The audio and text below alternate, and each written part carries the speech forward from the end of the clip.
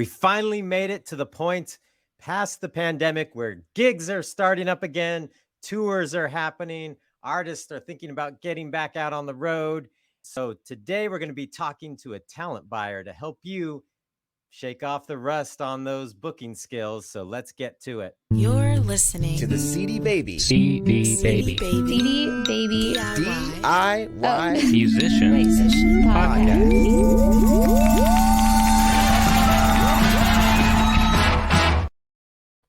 Hey there, and welcome to episode number 296 of the CD Baby DIY Musician Podcast. Where on today's episode, we're going to be talking to Jeff Tuohy, a talent buyer, and the topic's going to be how to book gigs again, especially, in the climate that we're in. And a lot of artists hadn't booked gigs in a while and maybe forgot a few important things, important tricks, tips to make sure that goes without a hitch and you get some success in your booking attempts.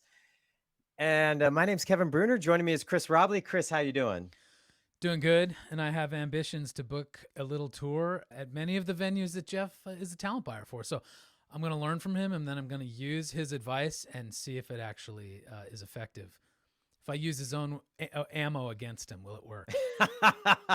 He's gonna be like, wait a minute, Chris, this isn't fair. I gave you all of the tricks to getting through to me. Yeah, it's one of those things where, we talked a little bit about it on our post-pandemic thing, like updating your contact list. Venues may have changed, but getting really down into the nuts and bolts of like how you manage that relationship with a talent buyer, it's very important. And I think you're going to hear some things in this interview that remind you, oh yeah, there's some things easy things to do that will greatly increase my chances of getting a gig. And I know there's tight competition out there right now just for gig space because everybody's trying to get back out on tour. So you're going to want to give yourself an advantage.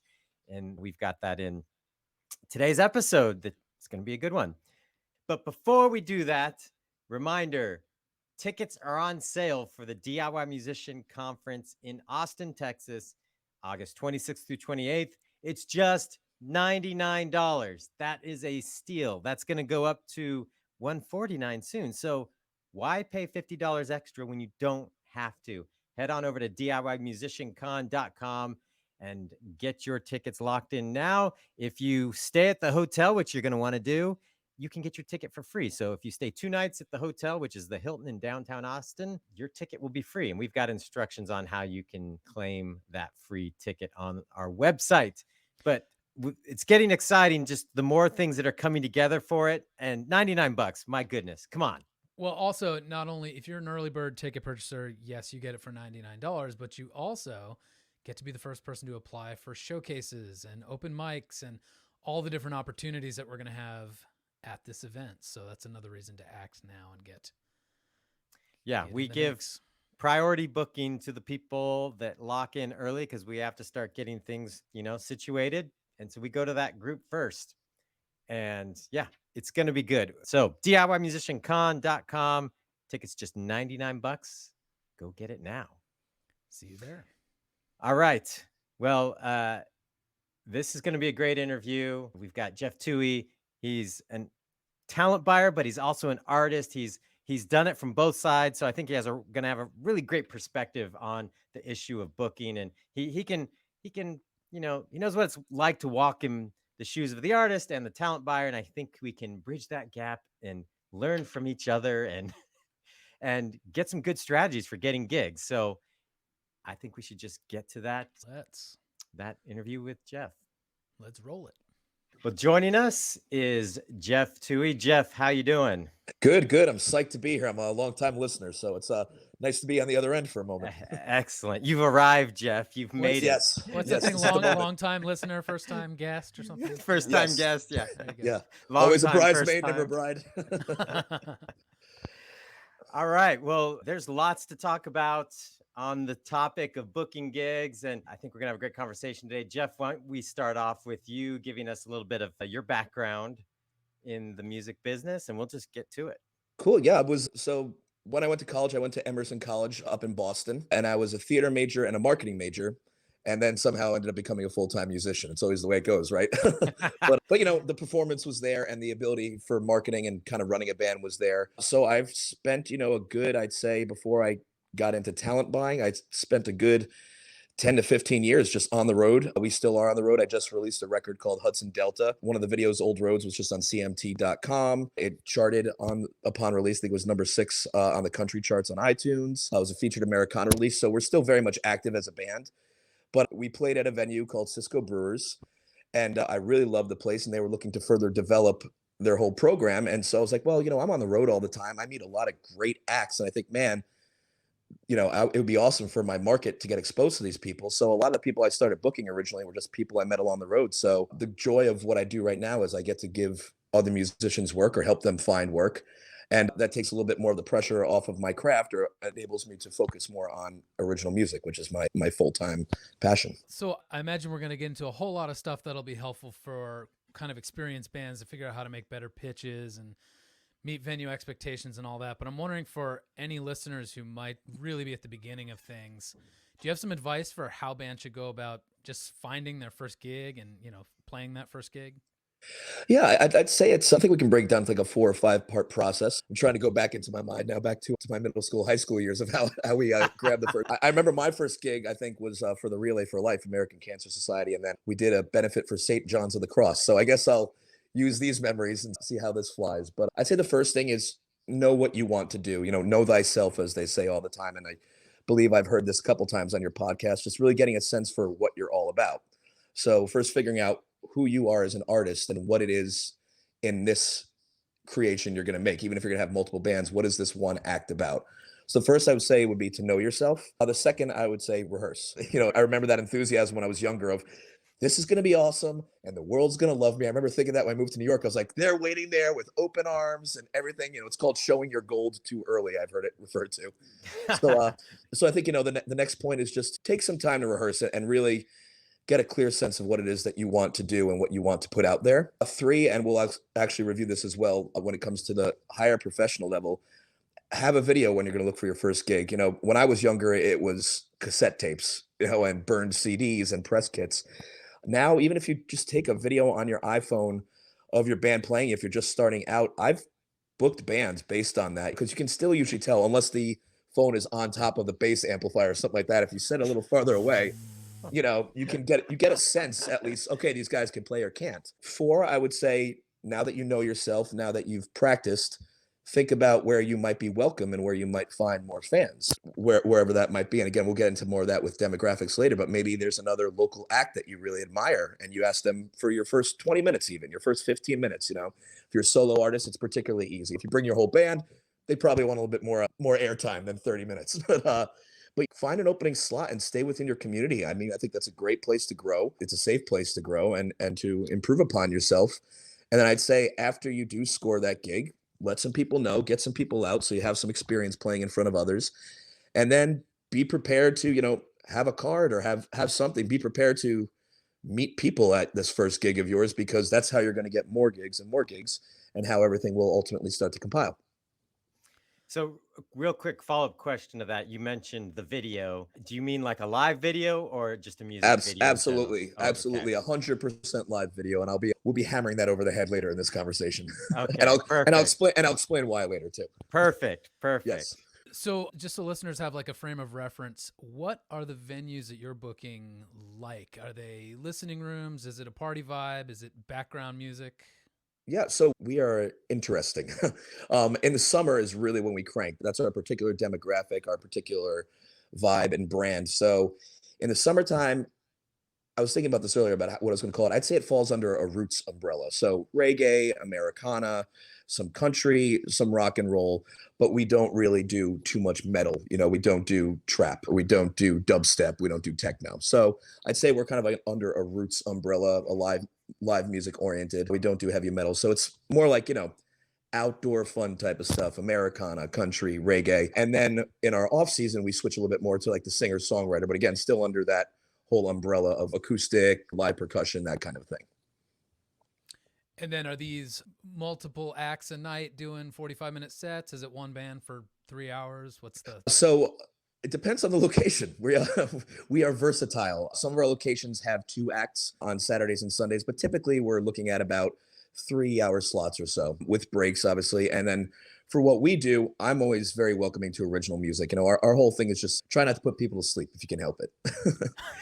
It's a good rule no matter what you're Yes, playing. yes, exactly. I like Well, how you said, if you can help it. if you can, well, I mean, yeah. Well, also, you're in a place where people are imbibing a little bit, so it might not totally be your fault if people are falling asleep. So,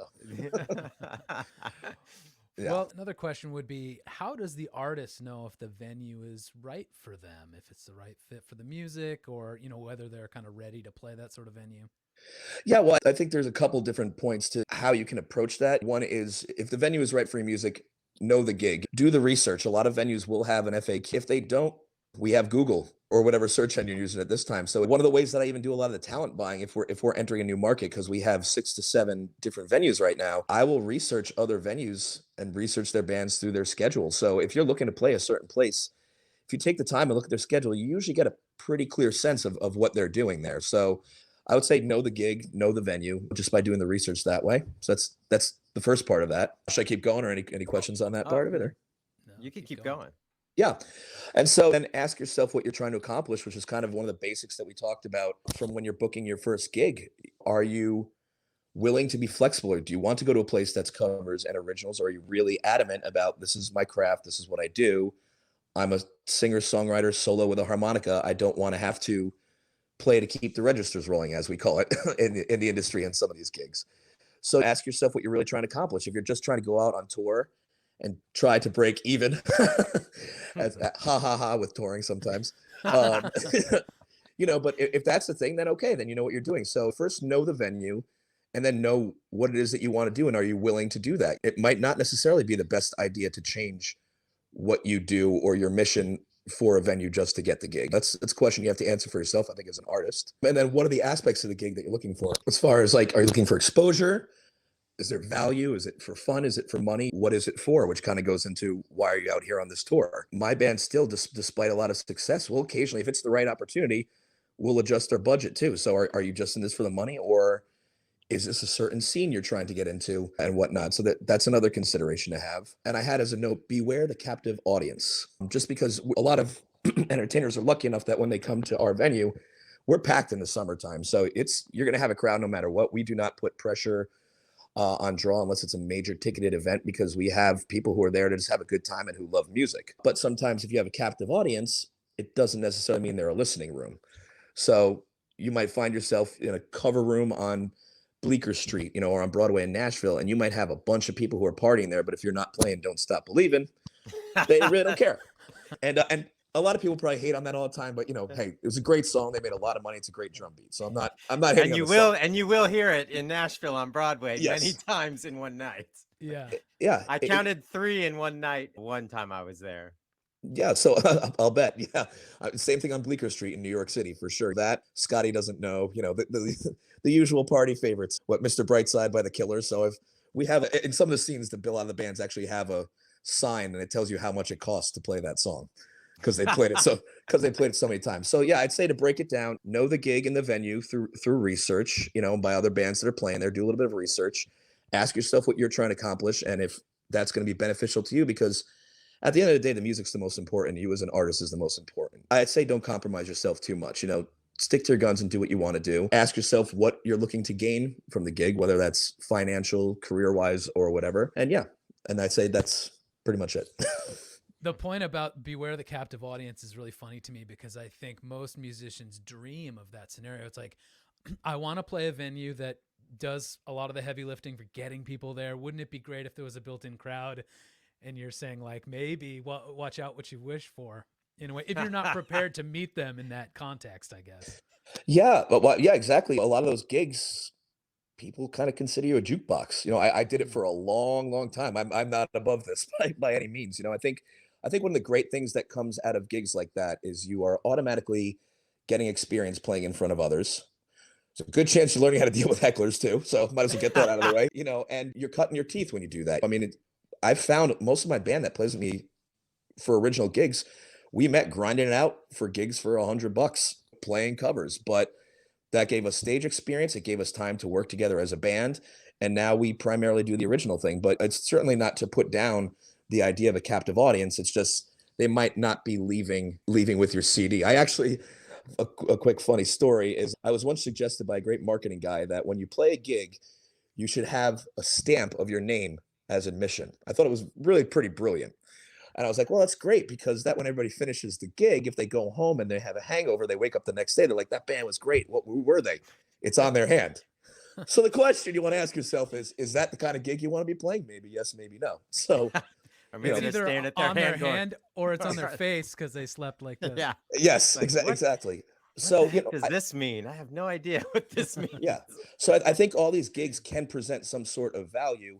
It's just about what is it that you're trying to accomplish. And if you are relatively inexperienced, that might be the way to go. I mean, playing other people's music is a great way to learn about the structure of songs. I mean, these songs were successful for a reason. So you can learn a lot about the craft of songwriting and cutting your teeth. But it will get to a point where if you're trying to do your own thing, not every place is the place for you because people enjoy familiarity, unfortunately. Well, and there's also all different kinds of bands too. I can imagine an artist that primarily thinks of themselves as an original act, but they also might be completely able to play 3 hours of covers. And if they're booking a tour, Yeah. they might encounter a bunch of different kinds of venues. It might be the listening room one night, and then the next night it might be this kind of space. And they can kind of exercise a lot of different muscles, I guess, on that tour. Well, yeah, not just from an artistic standpoint, but also, as we know, touring's expensive. I've heard it several times on this podcast where it's discussed and about where artists can put their dollars. So yeah, a lot of time you have what is called an anchor date. I mean, if a certain band has a corporate event in Chicago, that might pay for the whole tour, and now you can play listening rooms the rest of the time. So by all means, there is a time and a place for it where it can help you further what you do. It's just you got to avoid crushing your soul on some things too. So you got to walk in with your expectations right. I thought that's the whole music experience. Your Yeah. soul just getting crushed one night after another. Yeah. So far, we have try not to put your audience to sleep, try Yep. not to let your soul get completely crushed. Yep. There was another try in there. I can't remember what it was, but Well, it's just one of those things where I'm speaking from experience and having learned some things. So, of course, most people enjoy learning the hard way. It's certainly a surefire way to learn, but you can imagine how parents feel. Yeah. well, next thing I wanted to talk to you about is sort of all the way from the pitching process through the, okay, we've played the gig, how do we get the gig again? But how does an artist meet your expectations sort of all along the way? Like what before, during the gig, and then after? Okay, yeah. So for the first aspect, I would say, and as we've discussed, is have they researched the gig a little bit? And I want to preface this, which I'm a huge Iron Maiden fan, but if it's a metal band, it doesn't fit this current room that I'm booking or whatever. So I'd say first, did they do the research? And then, booking pitches, I've learned so much being a talent buyer because I was on the other end for so long. And I think it was Shakespeare who said, brevity is the soul of wit. I always feel. So just a quick little intro. Tell me what your vibe is. Try not to tell me that you sound like the Beatles because everybody says that, and it's like, yeah, I'm sure you sound like Sergeant Pepper, but help a guy out here because we're running a business here too. So a brief intro to who you are. What is your vibe? If you have dates that you're looking for, that's very, very helpful. Occasionally I'll have an act be like, well, what's available? And sometimes that's appropriate. But at the same time, when you're a talent buyer, I'm currently buying for 6 venues right now. So it sometimes helps when you're just looking at a calendar. Hey, okay, I dig this band's vibe. What are the dates they're looking for? And I can look right at the calendar and see if it's a possibility or not. So if you can have an idea of what you're looking for, which you especially need if you're going to be on tour, then please include that. Those are, called holds essentially, which I'm sure a lot of people have heard of. And then this is where I talked about beating it overhead, live videos, live videos, live videos. And then just say, I'd love to chat. And that's it. And then pleasant persistence after that. We used to call it when I was booking different gigs. Maybe at first you follow up every 1 week and it's just something quick. Hey, making sure you got this, leave the initial email below. Cause a lot of times this is, don't take it personally. It's not because they don't dig you. They might not have gotten to it. I mean, there's times where the mailbox is filled with hundreds and hundreds of requests. So pleasant persistence would be my advice. But to go back to the live video, and this is particularly for my situation, it might not be the situation for every venue, but live video shows that you can play. It's great to have a high production video. It's great to see that you're out there and doing it for real and trying to be professional about it. But at the end of the day, we need to know what's going to show up on the stage. So a live video is crucial. So live video, both live audio and live footage. Yeah, correct? I've seen that trick before too, where it's a studio recording with footage of the band playing a couple places. I'm like, I say, do you have an actual live video? I have responded for that. But, to the point of live video, and again, it depends, different venues are going to look for different things. And I've heard you guys say this before. A lot of times I'll say something like, oh, check out our Instagram. It has X amount of followers. And I just go, followers do not equal fans. So I've heard it enough times because like, oh, we have so many followers, whatever. But I've booked people before who have 30,000, 40,000 followers on Instagram, and they can't get 5 to 10 people for a show. So for me, the number one thing is, what is this band going to sound like? I'd rather have a good sounding band with lesser draw than have somebody who has an insane following and not so great music. Because, and I wish all venues thought this way, but my focus for our venue is the quality of the music. I believe that the venue should be the draw, not the artist. Now, this won't be the case, obviously, with ticketed events or rooms like the Bowery Ballroom around here, maybe Doug Fir Lounge over toward Oregon. But for some of the venues that just consistently have live music and aren't doing a ticketed event, it's got to be good music, because no matter how many people you can bring to some of these venues, if it's bad and the walk-in crowd goes, oh, that place has horrible music, I'm never coming again, you might have done good for a night as a venue owner, but you didn't do yourself a service for future business. So again, this is from a venue that's constantly having non-ticketed events. If you're a ticketed thing, then they might care about that and they might not. But for me, number one is just quality live video. What's going to show up on stage? Will the people stay? One follow-up question about the live video is, how high does the production value need to be? Like, should it be multi-cam? Should it be like a super crisp board recording? Or are you okay seeing like, a web, not a webcam, but a smartphone video of a live show where you can still probably tell that they sound good and the crowd is into it? Does that suffice? Yeah. So I would say, from an artist standpoint and from how I typically do it, I have a multi-camera shoot, and then I have some live video shoot from live stuff. I'm just a believer that if this is your passion, or furthermore your business, try to make it look as good as it can, because that does weigh on first impressions. That being said, I've seen cell phone footage taken before, but when I do that, I can hear if the lead guitarist is clamming notes. I can hear if the drummer has a pocket or not. I can hear if the singer has pitch. So I've booked based on both. So I can't say it's not exclusive. You don't have to go out and spend insane amounts of money on a professional live video. If you have the opportunity to record a video, certainly be prepared for it, and then ask the people who recorded it if you can have a copy. There's a couple events we've had where they just have live video and we take it. So the more higher quality, the better, but by all means, you don't have to sell yourself short, especially if you're just starting out. A decent iPhone video, as long as the mix was good, can tell a talent buyer if you can play or not, which is what's important to me. Can you play?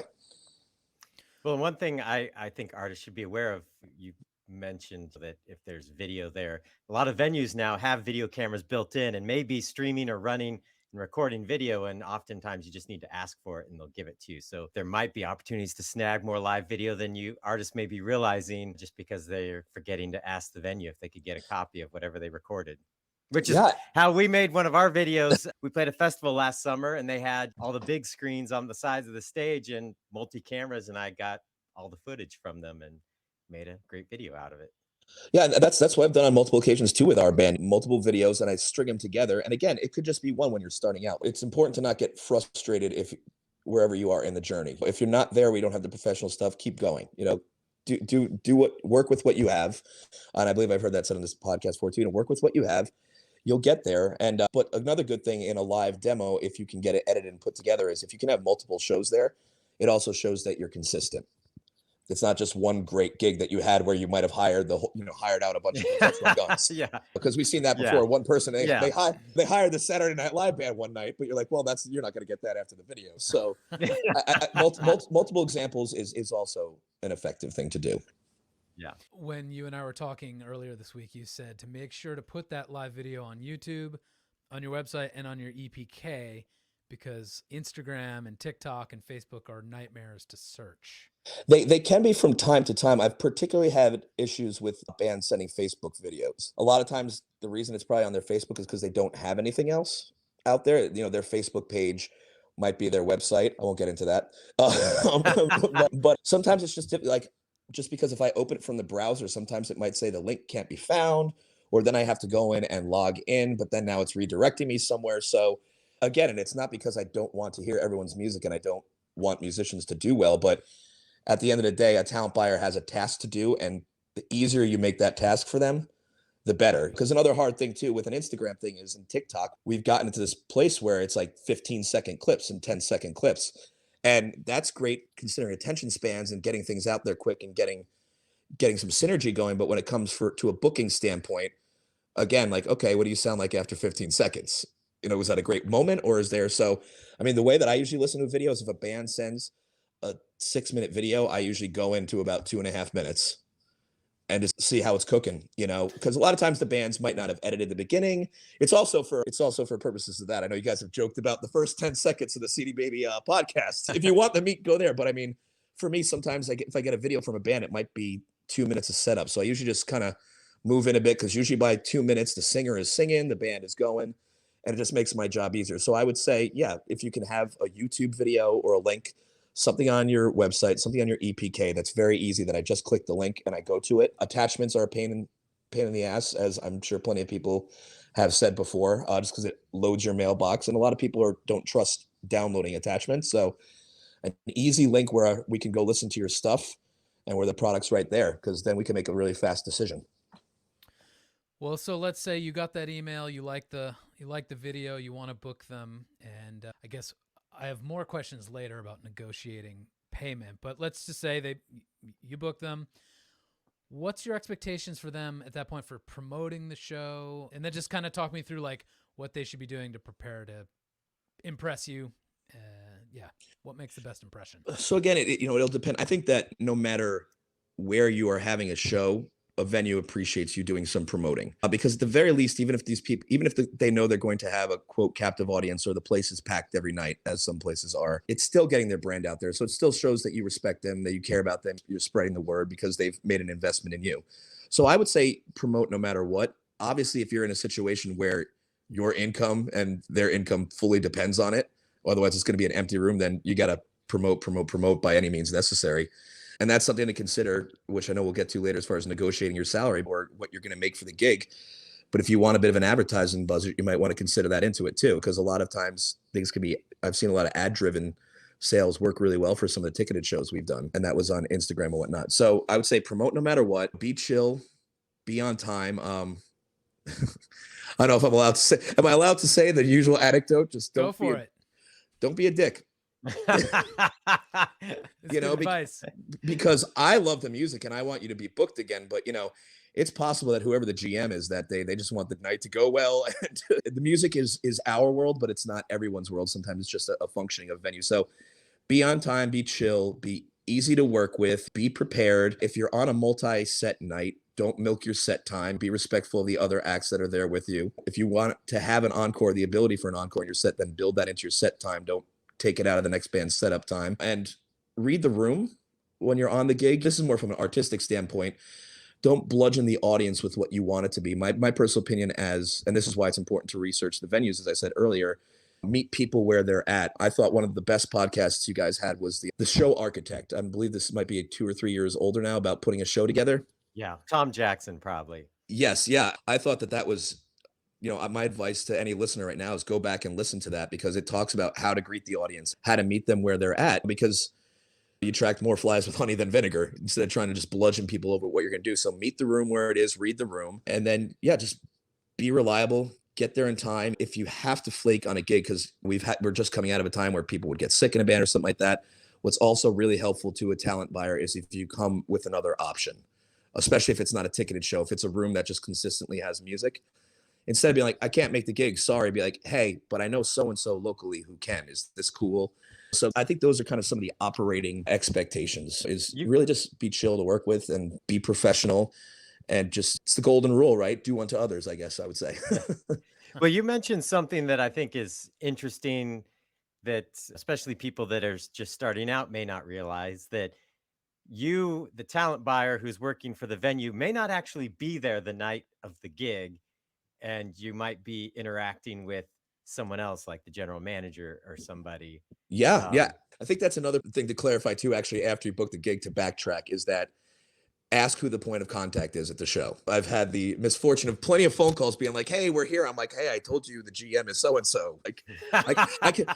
My band currently has a gig in Arkansas. I'm not going to be able to help you on Nantucket from here, Yeah, unfortunately. yeah. So yeah, know who your contact is, and yeah, it won't always be the talent buyer. So there are going to be other people who will decide maybe if you play again, and that might not be fair from an artistic standpoint. But again, we're also talking about this is a business too. So Yeah, Well, and you also mentioned you have hundreds of emails sitting in your inbox at any moment. So if there's any point of friction, you've got plenty of other options too. So it's not like you need to suffer through someone being a dick or being flaky. no, yeah, not at all, not at all. well, and I think it's important, like as far as the artist managing your own expectations. Maybe I've been dialoguing with you, Jeff. I got this gig Yeah, booked, and then I get to the venue, and I'm assuming this person knows everything that we've discussed, and they probably, what I would assume, would know the major details, but right. there may be some assumptions I'm making that they're in the know, and it's easy, I think, for an artist to come off as sounding entitled and not realize this person hasn't been a part of those conversations. So, Yeah, um, and again, there are ways to handle it. If you are in a situation, maybe a question was left unanswered, or you forgot to ask it, or the talent buyer forgot. Again, there's a way to handle it without being a diva, which I think was one of your other episodes about how to not be a diva or something like that. If So that wasn't an episode, it should be. it should yeah, be. or it was or don't be a diva. I'll have to look back and I'll send it back to you. So You, if anybody has any call-in questions, but that was another great one. I thought how to not turn people off. Yeah. Well, I got a question with that most recent little segment. We were assuming someone got the gig. What if they hear back from you by email and it's a no thanks or that's not going to work? Something. Should they ask you why? Should they follow up and dig for more information? I mean, I guess it depends who they're asking. If you ask me why, you might get a message back saying, "Are you sure you want to know?" Or, but I've honestly, I'll just speak from I'm a human being like anybody else, and I'm a musician, so I particularly want musicians to do well with this gig. I always do. So if a band doesn't sound, and I'll put an indicator in there like, "Hey, don't think it's the right fit at this time, but feel free to reach out again." That's code usually for me that like I can see the potential, but it's not there quite yet for what we're trying to do at this place.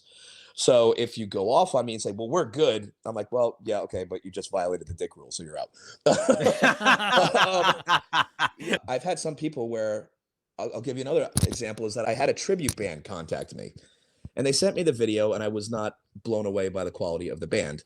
And so I was like, "Hey, thanks for dropping me a line. I'll keep you posted." Because I thought, well, maybe in a little time and with the right event, maybe this could work because with a very specific event or what we do. And the person wrote back, "Well, everybody loves so and so. Like, come on, let's be honest. So let's make something work so we can make everybody happy." Like this, like big time hustler kind of conversation. And I was like, "Yeah, okay, but you're not Stone Temple Pilots or you're not Pearl Jam. If they were calling me, they'd have the gig." I was like, so just realize it's a person on the other end, and I want the bands to do well. I want to book good music. So if it's a hard no, maybe ask. But I've had some people say, "Hey, I appreciate you taking the time to listen. Do you mind giving me any input?" Again, you're being cool. And I'll say, "Well, honestly, I think that the vocals clues." I was like, "If you're asking for feedback, then I'll give it." And I'm not in the business of crushing people's dreams or having them become disenfranchised. Like the industry can do that enough. But I think it's okay to ask. It's just about how you handle yourself. It's okay to ask. Okay, when do you think it would be right? I've had people where I've just said too, like, "Hey, it's not right for the summer, but I think it'd be great during indoors because it's a little more listening room oriented or whatever." So Mhm. it's okay to ask, but be ready to hear it. And if you're going to be aggressive about it, then just most talent buyers don't have the time for that. Hmm. What is a proper frequency to follow up? Say, you get a response from the booker that's like what you just said. Maybe it's not right. Some people say, "Okay, I'll follow up next week," or Yeah. are you? Some people are thinking, "Oh, okay, I'll follow up next quarter or in 6 months." What would in your mind would be the proper frequency to follow up if you've acknowledged my existence as an artist and you said, "Hey, I don't have anything for you now, but you can check back later." I acknowledge your artistry, Kevin. Yeah, thank you. Thank you. um, Ask. I think there's usually an indicator in there, but it's just okay to ask. And again, if a talent buyer doesn't get back to you, it's not because they don't like you, unless you've been a jerk. A lot of times it's a very, very crazy job, especially if there are multiple venues going on. There's a lot of balls up in the air at once. So it's okay to ask, hey, okay. If I say it's not right for this time of year, okay, follow up seasonally maybe. Or Mhm. yeah, it's appropriate to ask, I think. And I think that you might not get your immediate response, but I personally, as a talent buyer, always try to make it a point to go through things in the off season or when things are calmed down a little bit. And I try to get back to some of these people just so I also don't violate the jerk rule. So if you respond to someone with interest and then it gets into sort of really negotiating the details, what are some things artists should consider in terms of either asking for pay or just whether they should know to accept a sort of standard fee deal? How's all that money stuff work? Yeah, well, again, I guess a couple points that I'll make for that. And it seems that I'm kind of highlighting things that I keep saying, but they just change a little bit in the detail with professionalism. But again, know the market and the venue. If we're talking about a place like Broadway on Nashville or Bleecker Street or whatever, like a lot of those venues pretty much pay the same amount to every single musician, no matter what the slot is. When I was younger, a lot of times it was $100 plus tips. It's $100 a man plus tips. It's 100 a man plus tips. So if you're going for a gig that's kind of like that, that's what it's going to be. Because again, a lot of these rooms, they know that they're going to be crowded no matter what. And the audience isn't necessarily there just to hear what you do. They're just there for live music and a couple of beers. So knowing what that's going to be. So that's an example of like a room like that. Is it a ticketed event? If it's a ticketed event, is it X amount versus the door? Do you get the full door price? Is it a guarantee versus the door? A lot of times, some of the venues we do that where the band needs X to come out, but we will take the risk with you up till however the day performs. Is it a private gig? I personally believe that private gigs should cost more money unless you're doing a favor for somebody because they're paying for a specific service. It usually requires you bringing a PA and all that. So a lot of times I'd say the money for a private event should be higher. And then obviously how many people are competing for a gig? If you're in a place where it's a hot spot all the time and the bands just want to play there, you probably won't have the negotiating power for something like that. So I'd say that's one is know the room and know the market that you're playing and find out what musicians are making around there if you possibly can. And then know your rate. Sometimes a buyer will ask you that. What is your rate? And yes, sometimes that will affect. A lot of times I'll come back with, well, we can't do that. We can only do this. But it gives a sense of it. So try to figure out maybe what a fair rate is for you and whether that fair rate is this is how much money I need to make today because I'm on tour and this is how much it costs to put gas in the van. Then Yeah. that might affect what your rate is. Have a sense of it because somebody might ask you. Do you have for artists that, especially artists that maybe are starting out and they're playing a wide variety of venues, and so I think in that situation it's challenging to figure out. Well, I don't know what my rate is. It feels like I just got paid $500 over here. I got door split over here. Is there some general windows that you have observed over the years of doing this that hey, bands that are in this part of their career, they're getting in this range, and bands that have these things going on are getting more of this range over here? Any guidance? Well, I mean, it yes and no. It is as insane as you explained it. Sometimes can be. I mean, the range that my band makes is quite the span. Again, depending on it. I think we had talked about that earlier. But unless you're dealing with a corporate event or something like that, I think typically a lot of people will start to be reflecting on your draw. My band plays a certain venue and we were able to, when they had originally just announced the event, it had only sold okay. It sold about 1,000 tickets. And by the time they announced our band was playing, it sold another 4,000 to 5,000 tickets. And I went, whoa, okay, I guess that's our value. I was Yeah. pleasantly Wow. surprised too. It's going to get to a certain point where who's coming to see you play. I mean, there's definitely a way Yeah. to build your way up to a certain rate. The word on the street from what I hear with a lot of these different cover rooms is you're making like somewhere between $100 and $150 a person plus tips. That's Yeah. generally what I hear. If there's some travel involved, usually you can try to goose that a little bit because you're also going to be paying for some gas. But for a lot of different cover rooms, that's what I've heard, which is how a lot of people start out. I can tell you that the deal at Rockwood Music Hall in New York City, if you're playing Rockwood 1, is it's based on Pass the Hat. And I'm sure there are plenty of listening rooms in Nashville. Kevin, you could probably speak to that better than me, that probably have a similar deal because it's people just there doing their art. Yeah. But if you're playing a bigger event, if you know that this place is going to be packed and they're just really want something quality, that's probably indicating that you're good. So there will be Yeah. some budget there. Now you might not be able to justify asking for $30K because you didn't move the tickets. Well, I mean, that is a thing that musicians can look forward to. I mean, I know a couple bands that are not that big unless you're in that scene, and they do make 30K plus production. So like it is a possibility to get to that level without being on the cover of Rolling Stone. But Yeah. it is very much based on their draw. The biggest fear artists have, at least, well, I could say, whenever my band is negotiating this, it's like we don't want to ask for 2 or 3 grand and find out, oh, we were ready to pay 10. Well, we'll take the 3 grand deal instead. Like the venue, like I think that's the concern that artists are like, I don't want to lowball myself. And when the venue was or the buyer was willing to pay 3 4 times that much, or I also don't want to ask for too much and then be like, oh, get the heck out of here, what are you talking about? And I think that's where artists feel this tension, like they want the gig, but they Yeah. want to make sure, and they're most likely going to take it either way, but they want to make sure they're not giving away money.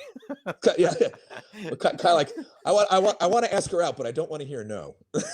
Yeah. I don't want to know I really like her. Yeah, She's but, gonna say yes either way. So are we going to McDonald's or a nice steak yes. place? Again, I think that's why it's good to know your rate. So what I do personally for my band, if I'm in a new relationship and or if I'm in a new market, is I'll essentially say, hey, look, here's the deal.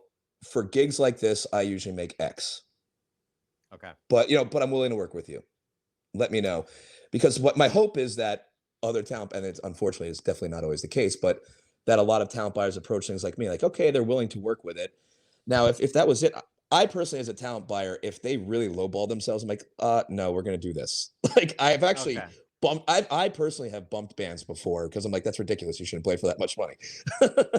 Yeah. We had a Go ahead. speaker at one of our past DIY musician conferences. I think it was Gregory Hyde, but he would say, if you can in the same breath say, this is my rate, is that in your budget? You both Yeah. state your worth, but you keep it an open question so that there can be a little bit of like, oh, we really can't afford that. And then he still can like read your facial expressions and be like, well, I could do it for less. Or it's like kind of Yeah, keeps I mean, that all the possibilities in that one phrase. I mean, I personally, and obviously there's whatever that Hunter S. Thompson quote was about the entertainment industry or the music industry, about it's full of crooks and slime or whatever in the gutter, and then there's the bad half. I personally, as an artist and therefore as a talent buyer, I just rather approach things honestly and somewhat directly because I just don't want to deal with a lot of stuff. So yes, like what you said is like, I usually get this much. Is that within your budget? Or I'm willing to work with you, or whatever that is. I usually just start with that, and you got to know what your cutoff is going to be. Don't be so desperate for the gig that you devalue yourself either, is honestly my artist advice too. I know it sounds weird coming from a talent buyer who represents venues, but don't play a gig that you're not happy with because that's going to show on the gig too. So again, knowing your rate, say, okay, I usually make this, but what are you working with, or something like that. And then they might come back to you. And usually I think it's pretty amicable. But I've had experiences like that, both as a talent buyer and as an artist, where we usually come to something that's agreeable for both. It's not very often where I walk away. So if you have extras to sort of throw into the deal, like lodging or dinner or bar tab or whatever, does sort of every artist that comes through get that? Or is that negotiable for each act based on the night? It is negotiable, I'd say. For me, typically at some of our venues, if you're going to do a double header, you get lodging your first night. Is typically what the deal is. Obviously, if a band has a huge draw and they're going to draw thousands and thousands of people, usually that's a one night anyway. So I guess that's a moot point. So Yeah. if you're staying 2 nights for us, we usually do put the artist up, especially when we're out on Nantucket, because 2 days out in Nantucket, you obviously need somewhere to stay, and it's not the cheapest of places to stay. So yeah, I mean, ask. The squeaky wheel gets the grease. You never will get if you don't ask also. So a lot of times I will tell bands like, hey, we can put you up on this. But my advice as an artist is always ask. And if they say no, we don't provide lodging, you say, do you have a deal with anybody nearby? I've played at venues where like, we can't do that, but we can do a buyout of this, and there's a place down the road that does it for this. So feel free to ask the questions after the gig is booked. What makes you say I want this act to play here again? So I think I could probably break that down into 3 points just if we want you to play again. Did the audience enjoy it? What was the crowd reaction? That's a big one. I think, Chris, when we were speaking the other day, I said, did you keep the room or clean the room? It's probably the best way to say that. Sometimes I've played gigs for the people cleaning the room after. Yeah. And hey, everybody loves music, man. But were you engaging? Because again, it would be great for this all to always be about art, but a lot of these venues, they're usually basing a lot of things on what their tickets are, either ticket sales, or they're basing it on their bar or their food, depending on the kind of venue you're playing. So if what the band did, because they didn't read the room, as we discussed earlier, chase the crowd out, whether it's because it was too loud or whatever the reason might be, or because of an attitude that the singer said something on the mic to offend somebody, whatever it is, did you keep the room or did you clean the room? Because the venue wants people to stay there and continue to drink, eat, be merry, which is what we do. So I'd say the first thing is, what was the audience reaction? And then again, how are you to work with? Did the sound guy say, sound guys often have a reputation for being curmudgeon, probably for a reason. No, Yeah, no. probably for a reason. But the ones that I work with, they're typically like, hey man, that band was really good. Or they'll be like, hey man, that band like took like really liberal breaks. In our case, you're playing about 2-hour, 15-minute sets, or like maybe you can break them down to 3. So they're like, hey man, the band took like an hour break. So how were you to work with? So did the audience enjoy it? How were you to work with? And did you follow through on what you said you were going to do? Yeah. So Are, yeah, are there some situations where when the night's not a success from a money perspective, where like we've all been there, we've played a gig where it seems like everything's going to be a success, but then 500 I on don't people know. on Facebook are coming to your gig.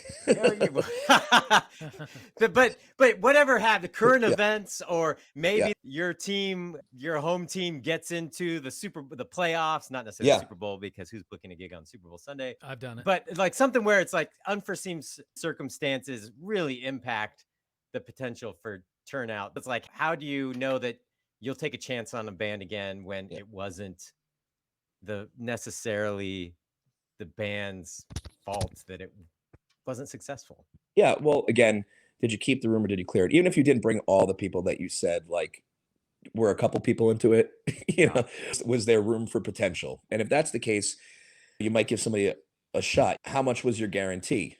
Perhaps. Do you want to consider foregoing the guarantee? Maybe I've seen bands do it. Maybe you don't because you're on tour and you can't afford to do that. If not, will you be willing to negotiate more next time? Like, hey, last time wasn't so great, so we got to pull it back a little bit, and then if it improves, it'll go to here. Staff feedback is huge, and maybe also how different or unique are you too? I mean, if you're running an Afro-Cuban jazz band or something like that, and there's not a whole lot in the market, yeah, I'm going to give you a try again. There's not a whole lot, so it's just again, it just comes by how were you to work with? Did you engage the audience? The people who were there, did they get chased away? And were you cool to work with? I've had gigs like that too, where I thought it was going to be huge. It was in a vacation area.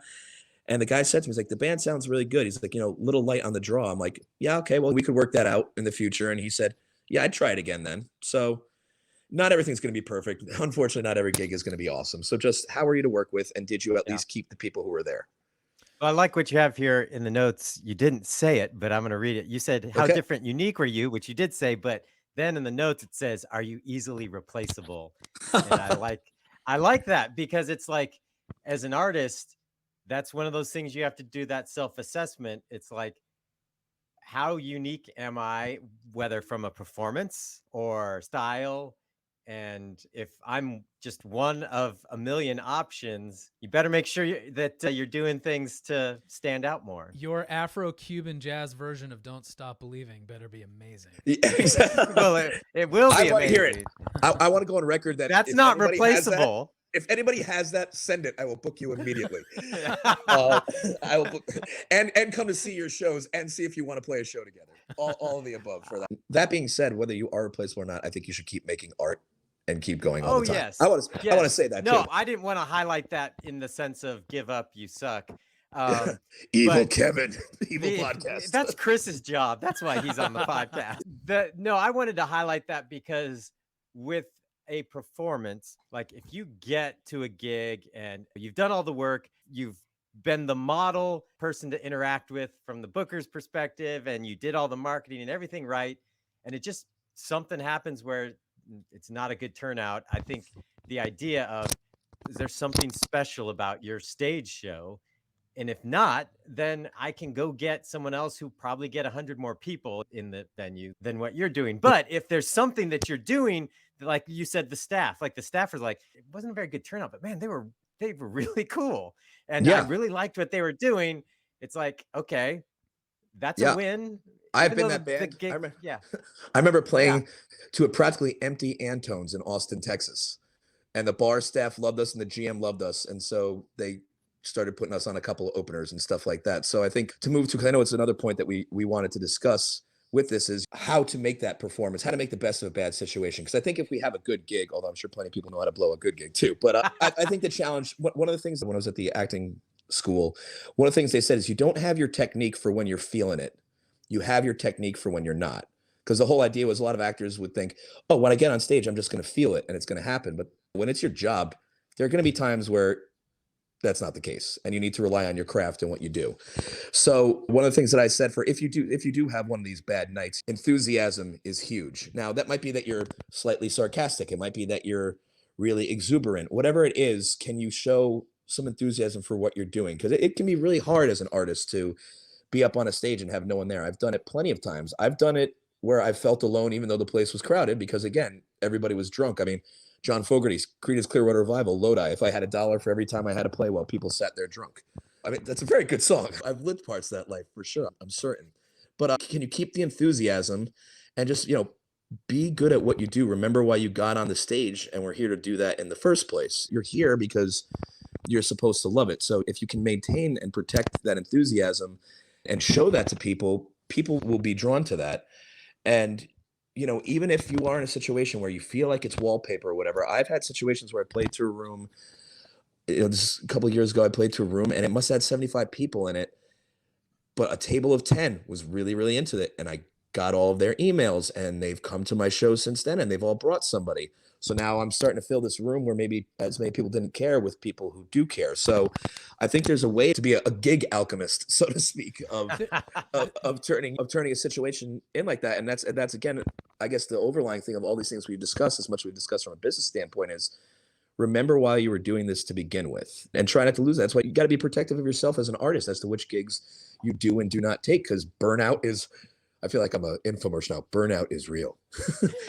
Musician burnout is real, but think about what it's worth, because at the end of the day, you want to love this. I had to personally take a pause from a lot of the gigging that I used to do, because it was getting to a point where if it wasn't one of our big drawing shows or one of our festival shows, but I'd pop into a pub, I was watching baseball while playing guitar. I'm like, do I really want to what are we doing here? So I actually took a pause, and that was one of the few useful things of what we've all been through in this world recently. It really gave me a time to kind of reset and think about it. So don't forget why you did this. You're supposed to be making music because you enjoy it. So Well, I like what you said about gig alchemist, because I've noticed when I've done longer 3-hour covers type gigs, it can occasionally early on in the gig feel like, oh, I am wallpaper here.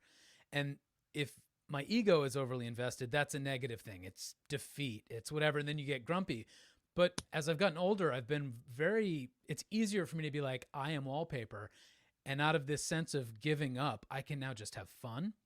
So you reach a point where you give up in a good way, and then I have a blast. And then I notice once I hit that point, 15 minutes later, people are singing along and dancing or whatever. It's like, it's a kind of weird alchemy, but it comes out of defeat in a way.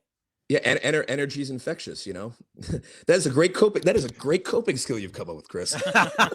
His coping skill is to give up and not care, and then it all goes well. Well, it's like I have nothing else to lose because no one gives a shit. I might as well have fun. Yeah, absolutely, and that's infectious. And whatever that fun is, or the intimacy, if you're playing mellower songs or songs that are more about emotions and things like that, but usually, if you know what you're doing, there's got to be at least one person in the audience who's kind of looking at you, even if it's out of pity. And you can turn that. Well, I think the point is good also because artists oftentimes, whether the gig is disappointing or they realize, oh, it's going to be one of these kind of gigs where they're either the wallpaper or everyone's there to drink and ignore them, or it's the typical scenario that we've probably all done is we're expecting 300 people to turn out. It's 50. And so we look out and go, oh, nobody came. I'm like, no, 50 people came. Yeah. And you're treating it like a defeat instead of looking at, like you mentioned, like there's a table of 10 that are really into it. It's like, if you have a good time with those people and highlight them as these are the people having fun, then maybe more people will join in on the fun, because sometimes people just need permission to have fun. And if you're having a bad night, they're not going to want to have fun. There's Yeah, also that like absolutely. meme that goes around on Facebook and Instagram, like, what's the biggest act you ever saw in the smallest room, like with the least people? And people Ooh, start these conversations about having seen great artists with like 13 people in the room. And they're always magical experiences. It's never, oh, the artist was pissed and everyone was depressed. It was like, it was amazing. They were great. And I got to have this intimate experience. So I don't know why it would be any different for a kind of emerging artist that, you know. yeah, I can tell you mine right now. I saw Patti Smith at Star Bar in Park City, Utah. Small crowd. She was still absolutely captivating. I saw John Butler Trio at the Stone Church in Newmarket, New Hampshire. He was at a point where he was able to start headlining festivals and stuff by that point, but he was playing to 150 people, and it was awesome. You know, it was great because that is how you're going to make the fans. It is a grind, and I've heard you guys talk about it on here too. But like, keep going and enjoy it. And I guess another thing that you can do as a side note is ask what the merch deal is going to be. I'm a big believer in merch because if people can take something home with them and can preserve the experience somehow, that should hopefully help you with your shows in the future. So ask a talent buyer, hey, what's the merch cut? Personally, for us, unless it's like a major ticket event, we had to pay a huge guarantee. You keep 100% of your merchandise. So there's another motivation to maybe put on a good show, because if you're in a room of 50 people who don't dig it, but 10 people do, that could be 10 t-shirts, that could be 10 CDs. So from a business standpoint, it's also important to be enthusiastic. And again, I've noticed this in playing in front of a crowd of 50 people. I've been like, wow, no one's listening, no one cares. And I've played to a room of 5 to 10 people, but every single person was listening. And I don't know, that kind of felt better for the soul in some ways. You know, it might not have been as good for the wallet, I don't know, but it was certainly good for the soul. And you got to preserve that. If your passion is going to become your commerce, you need to find ways to almost compartmentalize the two. And gig booking and playing gigs is no different. This has been super useful. I appreciate your time. And now my biggest fear is that you're going to have next week 1,000 new emails in your inbox from listeners who are like, ooh, a gig in Nantucket? That sounds nice. That Yeah, sounds nice. I should say that you should also learn the lead time of different venues too. On that note, it's like usually we book about 3 to 6 months in advance. So it's good to know your lead times too, especially if you're booking a tour. If it's a local gig, you might be able to finagle something, but if you're really trying to get out there on the road, then definitely know what the lead times are for each venue that you work with. If Yeah. people want to follow your own music, what's the websites and the Why, thank you. It is for the website. It is www.jeff.tuohy.com. And then all of my socials are just / the THE Jeff JEFF Tuohy TUOHY. Thank you for asking that. I always have to spell the last name. But yeah, absolutely. Anybody who wants to send a message, if you think that you fit what we do, send away. Because that's the one thing that I do like about talent buying. I can tell you there's definitely a lot of logistical things. And you do see some musicians get a little flaky. There's definitely things that make you want to pull your hair out. But at the end of the day, I sometimes put in perspective and I go, yeah, but the business is to bring music to other people and to hopefully bring some joy to their lives. So I think, again, just keeping that in your mind, whether you're booking the gigs for a venue or whether you're trying to get gigs for your band, just remember what the end goal ultimately is. And that's hopefully what we try to do, is make people happy. So keep that in mind and trudge on. Well, Jeff, thanks so much for being on the podcast. We appreciate it. I think this is going to be a hugely helpful episode, especially as artists are starting to get back out on the road and think about booking tours and shows. I know everyone's going to be rusty and need to remember some of the protocol and just the strategy and all that. So we appreciate you being here. My pleasure, guys. Thanks so much for having me. Big fan. All right. See ya. All right. Thanks again to Jeff Tuohy. I think there was a lot of great information in that interview. A lot of stuff that I'd forgotten, needing to remember. And it's also just inspiring hearing from a club booker who's also a musician. It just makes me feel like I can do this. I just need to hustle. I think I can do this. It's nice that he's a musician too, because it's like he gets both sides of the coin. So he had a nice way of being realistic but encouraging. Yes, yes. All right. We had put out a call on social media asking how you define success as an artist, or what is your number one struggle. And I'm going to put out that call right here. So if you've got the answer to one of those questions, or you want to weigh in on some of the info we talked about with Jeff, or, we didn't get into any, well, we talked about some success stuff, but I wanted to hear him say some of the worst stuff he's seen bands do. I should have him back on for that.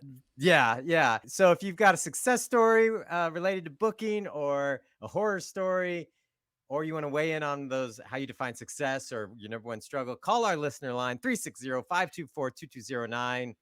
And we want to put you on the podcast. And you can also email us at podcast@cdbabypodcast.com. Give us a call or email us, and you might just end up on the podcast. All right, Chris, I think that's going to do it for this episode.